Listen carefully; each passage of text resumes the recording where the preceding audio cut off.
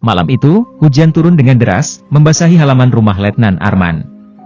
Lampu-lampu jalan yang temaram memantulkan bayangan kelam di aspal yang basah. Di dalam rumah, Kirana berdiri di dekat jendela, menatap suaminya yang sedang mengepak perlengkapan militer ke dalam ranselnya. Suasana terasa berat, seakan waktu berjalan lebih lambat dari biasanya. Ini bukan pertama kalinya Arman harus pergi dalam tugas panjang, tetapi entah mengapa kali ini terasa berbeda. Arman merapatkan resleting ranselnya, lalu menatap istrinya dengan penuh kasih. "Aku tahu ini sulit untukmu, tapi aku harus pergi," ucapnya dengan suara dalam yang selalu terdengar tegas. Kirana mengangguk pelan, menyembunyikan keresahannya di balik senyum tipis. Ia tahu tugas suaminya adalah panggilan negara, sesuatu yang tak bisa ditawar atau ditunda. "Jaga diri baik-baik, aku akan segera kembali," lanjut Arman sambil menggenggam tangan istrinya erat. Dentuman petir menggelegar di langit, seolah mempertegas perasaan Kirana yang semakin tak menentu. Ia selalu berusaha tegar, tetapi keheningan malam itu membuat pikirannya dipenuhi berbagai kemungkinan buruk. Tugas kali ini berbeda, lebih lama, lebih berisiko. Arman akan ditempatkan di wilayah konflik yang terkenal rawan, dan itu cukup untuk membuat Kirana sulit menenangkan dirinya sendiri. Sebelum berangkat, Arman berjalan ke lemari besi di sudut ruangan dan membuka kodenya. Dari dalam, ia mengeluarkan sebuah pistol kecil, lalu menyerahkannya kepada Kirana. "Kalau ada hal mencurigakan, jangan ragu untuk menggunakan ini," katanya dengan nada serius. Kirana menerima senjata itu dengan tatapan tajam. Ia memang bukan perempuan biasa. Sebelum menikah, ia sempat berlatih menembak bersama Arman, dan ia tahu cara menggunakannya dengan baik. Saat mobil dinas datang menjemput, Kirana berdiri di ambang pintu, menatap punggung suaminya yang semakin menjauh. Hatinya terasa sesak, tetapi ia menolak membiarkan air mata jatuh. Saat mobil itu melaju dan menghilang di kegelapan malam, Kirana merasakan sesuatu yang aneh, sebuah firasat yang sulit dijelaskan. Udara terasa lebih dingin dari biasanya, dan bulu kuduknya berdiri tanpa alasan yang jelas. Beberapa saat setelah Arman pergi, Kirana menutup pintu dan memeriksa setiap sudut rumah. Biasanya, ia tidak pernah merasa khawatir ketika ditinggal sendirian, tetapi malam ini ada sesuatu yang berbeda. Langkah kakinya terasa lebih berat saat berjalan menuju dapur untuk membuat teh hangat. Saat menuangkan air panas, matanya tanpa sadar melirik ke arah jendela. Sekilas, ia merasa melihat bayangan seseorang berdiri di luar pagar. Jantungnya berdegup lebih cepat. Ia menaruh cangkir di meja dan berjalan perlahan ke arah jendela, berusaha memastikan apakah yang ia lihat tadi hanya ilusi atau sesuatu yang nyata. Namun, saat ia mengintip keluar, tidak ada siapapun di sana. Jalanan basah hanya diterangi lampu jalan yang redup, dan suara hujan masih mengguyur atap dengan ritme monoton. Kirana menarik napas dalam, mencoba menenangkan dirinya sendiri. Malam itu terasa begitu panjang. Setelah memastikan semua pintu terkunci, ia memutuskan untuk tidur lebih awal. Namun, saat ia baru saja memejamkan mata, terdengar suara samar dari luar rumah, seperti seseorang menggeser sesuatu di dekat pagar. Kirana langsung terjaga, tangannya meraba pistol yang diletakkan di bawah bantal. Ia tidak tahu siapa atau apa yang ada di luar. Tetapi satu hal yang pasti, ia tidak akan membiarkan dirinya menjadi korban. Kirana duduk di tepi ranjang, napasnya tertahan, mendengarkan dengan saksama suara samar di luar rumah. Hujan mulai reda, menyisakan tetesan air yang jatuh perlahan dari genting. Ia menggenggam pistol di tangannya dengan erat, jemarinya sedikit gemetar bukan karena takut, melainkan karena adrenalin yang mulai mengalir deras. Suara gesekan di dekat pagar itu muncul lagi, lebih jelas kali ini, seolah seseorang sengaja ingin menarik perhatiannya. Dengan langkah perlahan, Kirana berjalan menuju jendela, mengintip dari celah tirai. Matanya menyapu halaman depan yang gelap dan basah, tetapi ia tidak melihat siapapun. Namun, firasatnya mengatakan ada seseorang di luar sana, mengawasinya. Ia mencoba berpikir logis, mungkin itu hanya hewan liar atau tetangga yang lewat. Tetapi instingnya sebagai istri seorang tentara menolak untuk mengabaikan rasa waspada. Tiba-tiba, suara lain terdengar, kali ini dari belakang rumah. Seperti langkah kaki yang menginjak genangan air, diikuti oleh suara samar bisikan. Kirana merasakan darahnya berdesir. Jantungnya berdegup kencang, tetapi ia tidak membiarkan rasa takut menguasainya. Dengan gerakan cepat, ia berjalan menuju dapur, tempat di mana ada pintu belakang dengan kaca buram yang mengarah ke pekarangan. Ia berdiri diam, menahan napas, lalu mengintip melalui kaca. Dalam remang-remang cahaya bulan yang tersisa, Kirana melihat sesuatu yang membuat tubuhnya menegang, siluet seseorang berdiri di luar pagar belakang. Orang itu tidak bergerak, hanya berdiri di sana, seakan menunggu sesuatu. Kirana menggigit bibirnya, mencoba menenangkan pikirannya yang mulai dipenuhi berbagai kemungkinan. Apakah itu hanya orang asing yang tersesat? Atau seseorang yang sengaja mengintai rumahnya? Tiba-tiba, siluet itu bergerak. Sosok tersebut berjalan ke arah pagar samping, seolah mencari celah untuk masuk. Kirana mundur perlahan, otaknya bekerja cepat. Jika ia menelepon polisi sekarang, mungkin orang itu sudah pergi sebelum mereka tiba. Tetapi jika ia tidak melakukan apa-apa, ia bisa saja dalam bahaya. Ia mengeratkan genggamannya pada pistol, lalu mengambil keputusan, ia tidak akan tinggal diam.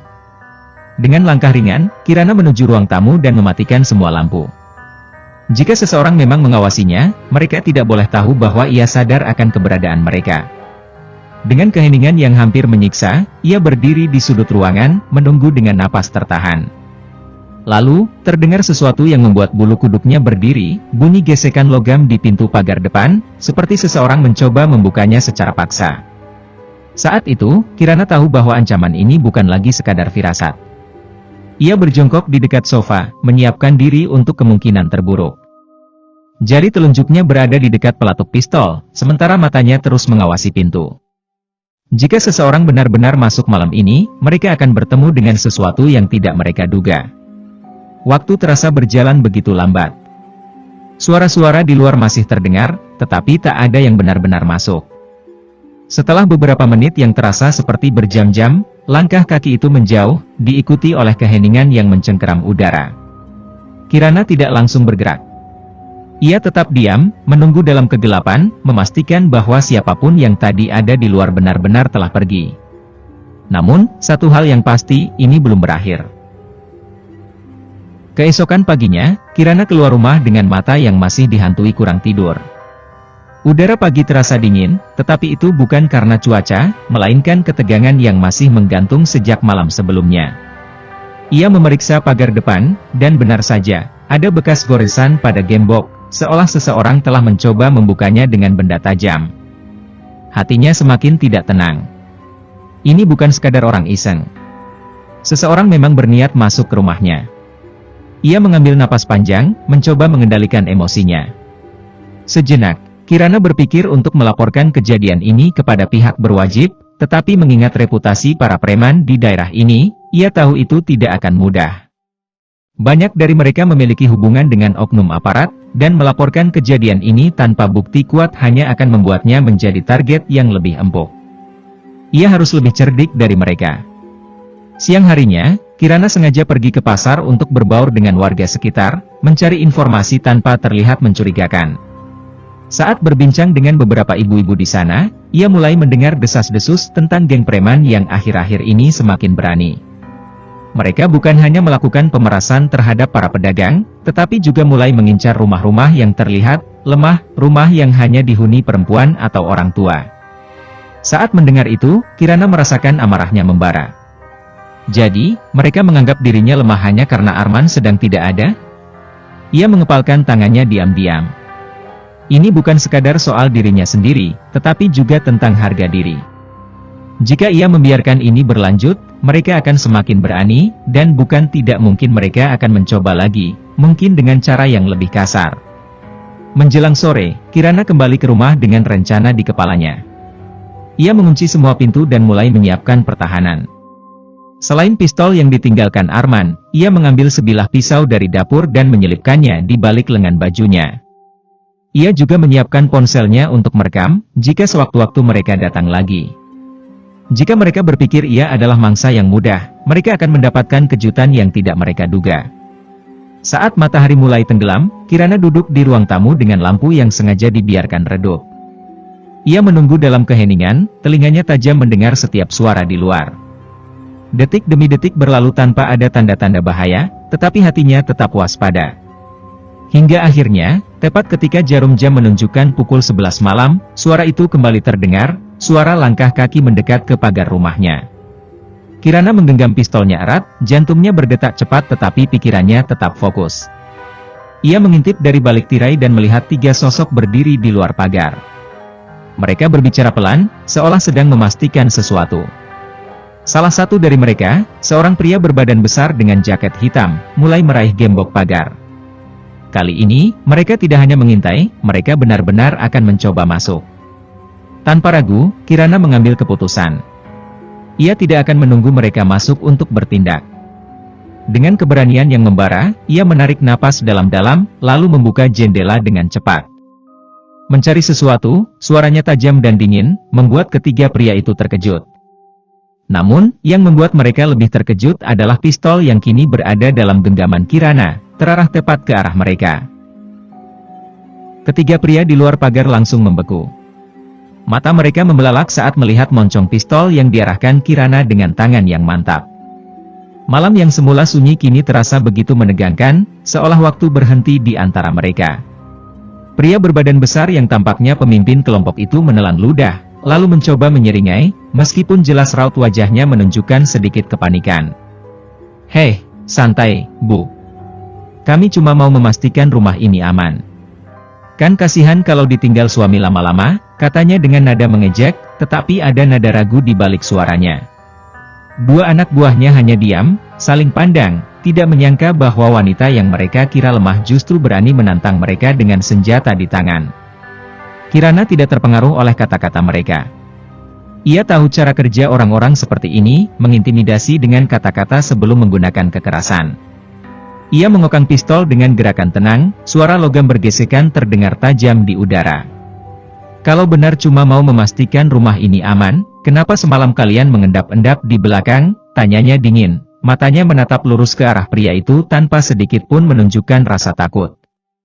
Pria itu tampak sedikit gelisah, tetapi mencoba mempertahankan wajah garangnya. "Kami cuma mau ngobrol baik-baik. Mungkin Bu bisa kasih sedikit uang keamanan biar nggak ada masalah nanti," katanya dengan nada yang lebih rendah, tetapi tetap mengancam. Kali ini, Kirana tersenyum sinis. Inilah tujuan mereka yang sebenarnya, pemerasan. Mereka menganggapnya sebagai target mudah hanya karena suaminya tidak ada. Alih-alih menjawab, Kirana perlahan menurunkan pistolnya, tetapi matanya tetap mengawasi setiap gerakan mereka.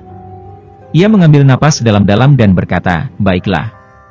Kalau kalian benar-benar ingin uang, masuklah. Kita bicara di dalam." Nada suaranya berubah, terdengar lebih santai. Ketiga pria itu saling pandang, tampak ragu. Ini bukan reaksi yang mereka harapkan. Pria bertubuh besar itu menyipitkan matanya curiga, tetapi kemudian menyeringai. "Heh, akhirnya ngerti juga, ya," katanya, lalu menggerakkan tangannya agar dua anak buahnya mengikutinya masuk.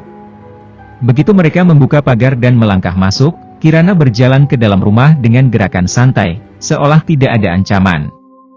Namun, di balik punggungnya, ia sudah menekan tombol perekam di ponselnya yang disembunyikan di saku bajunya. Begitu mereka masuk dan pintu tertutup, Kirana langsung bergerak cepat.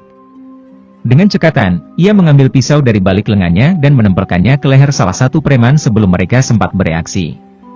Pria itu tersentak, tangannya terangkat refleks.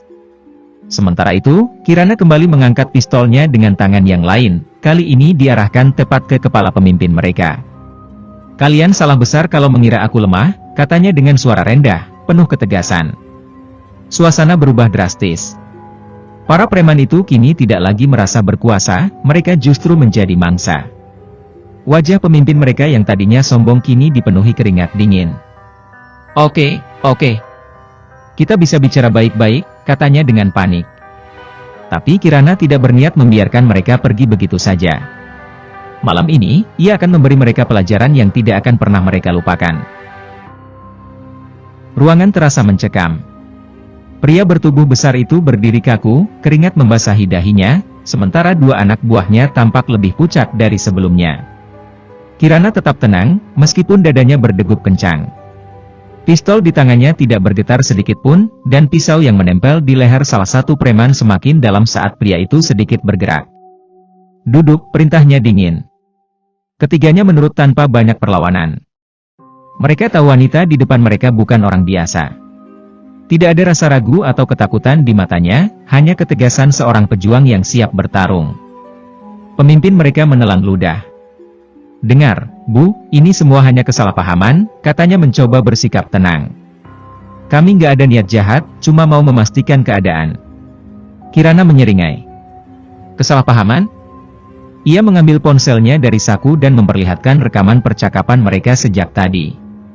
Suara pria itu terdengar jelas saat ia meminta uang keamanan dengan nada mengancam. "Sekarang, aku punya bukti bahwa kalian adalah pemeras. Kalian pikir bisa menakut-nakutiku hanya karena aku sendirian?" Suaranya naik sedikit, penuh dengan kemarahan yang selama ini ia tahan. Tiba-tiba, salah satu preman melihat celah dan bergerak cepat, mencoba merebut pistol di tangan Kirana. Namun, Kirana sudah mengantisipasi.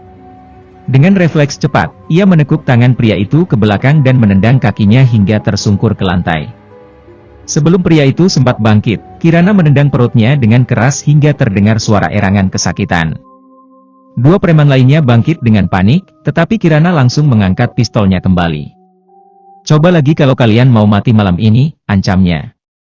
Mereka membeku di tempat, tidak berani bertindak gegabah. Suasana semakin panas, napas mereka terdengar berat.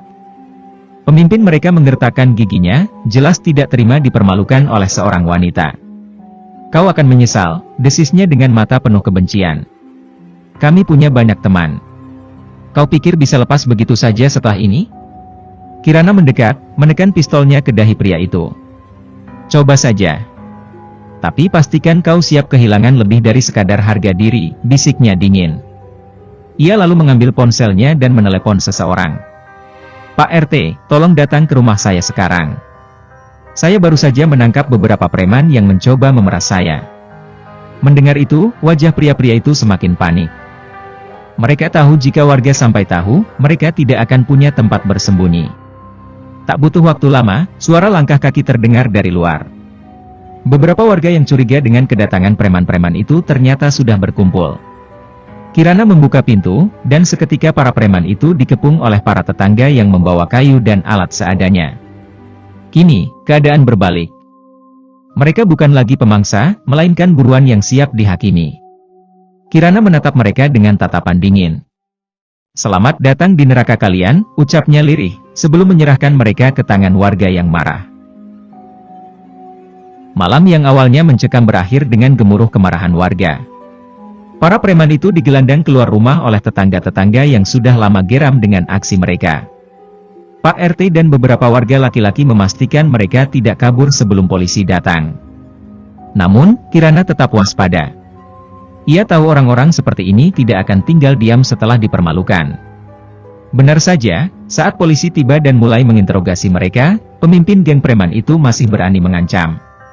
"Kau pikir ini sudah selesai?" bisiknya saat Kirana berdiri di depan rumah, mengawasi mereka. "Kami punya lebih banyak orang. Kau hanya seorang wanita, tidak akan bisa melawan kami semua."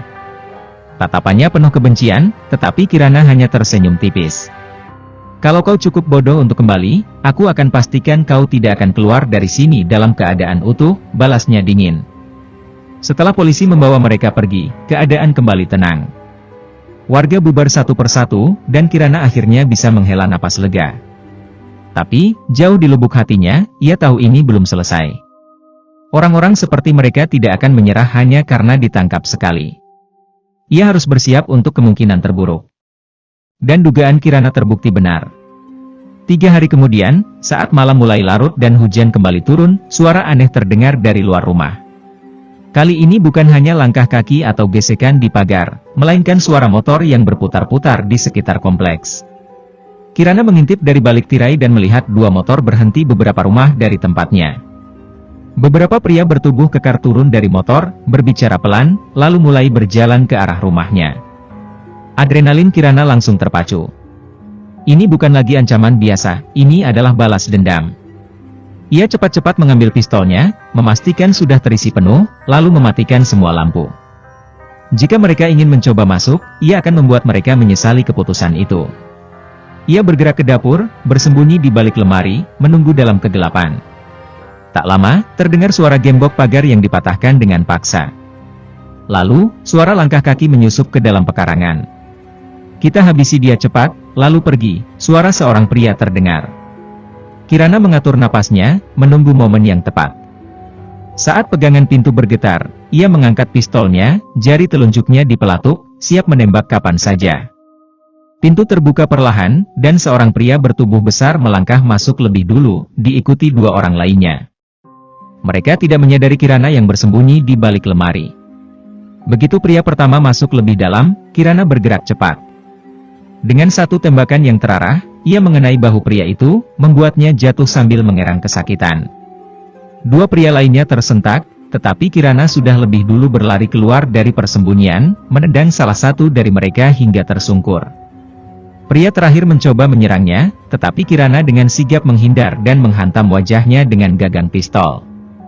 Dentuman keras terdengar saat pria itu ambruk ke lantai, mengaduh kesakitan. Napas Kirana memburu, matanya tajam menatap lawan-lawannya yang kini tak berdaya. "Kalian pikir bisa mengalahkanku? Kalian salah besar," katanya dingin, sebelum suara sirene polisi terdengar dari kejauhan. Sirene polisi semakin mendekat, suara roda mobil yang berhenti di depan rumah membuat ketegangan malam itu mencapai puncaknya. Kirana berdiri tegak di tengah ruangan, pistolnya masih terarah ke para preman yang terkapar di lantai. Salah satu dari mereka menggeliat kesakitan, memegangi bahunya yang berdarah, sementara dua lainnya masih setengah sadar akibat pukulan Kirana. Tak butuh waktu lama, pintu rumahnya didobrak oleh beberapa polisi bersenjata. "Letakkan senjata," perintah salah satu petugas. Kirana mengangkat tangannya perlahan, menunjukkan bahwa ia bukan ancaman. "Saya pemilik rumah, mereka yang mencoba menerobos masuk," jelasnya dengan suara tegas. Salah satu polisi segera memeriksa para preman yang masih terkapar, sementara yang lain mendekati Kirana, memastikan keadaannya baik-baik saja. "Bu, Anda tidak apa-apa?" tanya salah satu petugas. Kirana mengangguk sambil mengatur napasnya. "Saya baik-baik saja. Tapi mereka mencoba membunuh saya," katanya sambil melirik para penyerangnya. Polisi segera memborgol para preman yang masih sadar, sementara yang terluka dipanggilkan ambulans. Pemimpin geng, pria bertubuh besar yang sempat mengancamnya beberapa hari lalu, menatapnya dengan penuh kebencian. Ini belum selesai, geramnya saat polisi menyeretnya keluar. Kirana hanya menatapnya tanpa ekspresi. "Kau sudah kalah," balasnya singkat. Ia tahu, dengan bukti yang ia miliki, termasuk rekaman suara dari malam sebelumnya dan serangan ini, tidak ada jalan keluar bagi mereka. Para preman ini akan berakhir di penjara dalam waktu lama. Setelah semuanya beres, salah satu petugas polisi yang mengenalnya sejak lama mendekatinya. "Kirana, aku sudah menghubungi suamimu. Dia sangat khawatir," katanya. Kirana menghela napas lega. Ia tahu Arman pasti akan marah besar mengetahui istrinya hampir terbunuh, tetapi ia juga tahu bahwa suaminya akan bangga karena ia berhasil bertahan. Beberapa jam kemudian, saat langit mulai terang, Kirana duduk di teras rumahnya, menatap halaman yang berantakan akibat perkelahian semalam. Ia merasa lelah, tetapi juga puas. Ia telah membuktikan bahwa dirinya bukan wanita lemah yang bisa diintimidasi. Ia telah mempertahankan rumah dan kehormatannya dengan segala cara yang diperlukan. Beberapa hari kemudian, Arman akhirnya pulang. Begitu melihat istrinya, ia langsung menariknya ke dalam pelukan erat. "Aku seharusnya ada di sini," bisiknya penuh rasa bersalah. Kirana tersenyum kecil, menepuk punggung suaminya. "Aku baik-baik saja. Aku bisa menjaga diri sendiri," jawabnya lembut. Dengan geng preman yang kini berada di balik jeruji, ancaman itu akhirnya berakhir. Tapi Kirana tahu, dunia ini tidak akan pernah benar-benar damai. Ia telah belajar satu hal penting, bahwa kekuatan bukan hanya milik mereka yang bersenjata dan bertubuh besar. Kekuatan sejati datang dari keberanian untuk melawan, tidak peduli seberapa besar ancaman di hadapan. Wow! Kisah yang menegangkan, bukan?